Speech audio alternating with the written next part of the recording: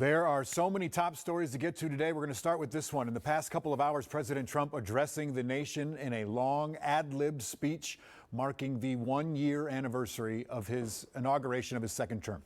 Most notable, Trump emphasized his administration's immigration policies and defended the unprecedented ICE presence in Minnesota. Thank you for joining us here at 4 and streaming now on KARE 11 Plus. I'm Chris Saramsky.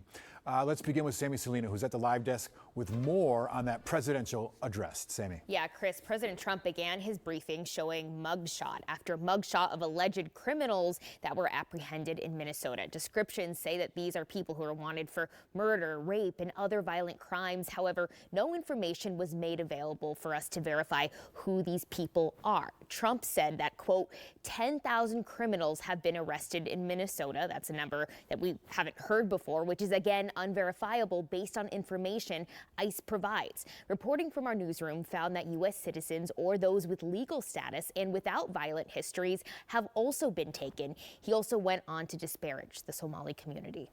They have no money.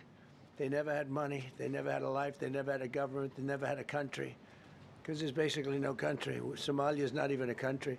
Today's comments by President Donald Trump reducing our communities to mugshots and saying 10,000 criminals were arrested in Minnesota echoes the worst kind of political fear-mongering. That type of language dehumanizes Somali, Muslim, and immigrant families who are neighbors, coworkers, and classmates here.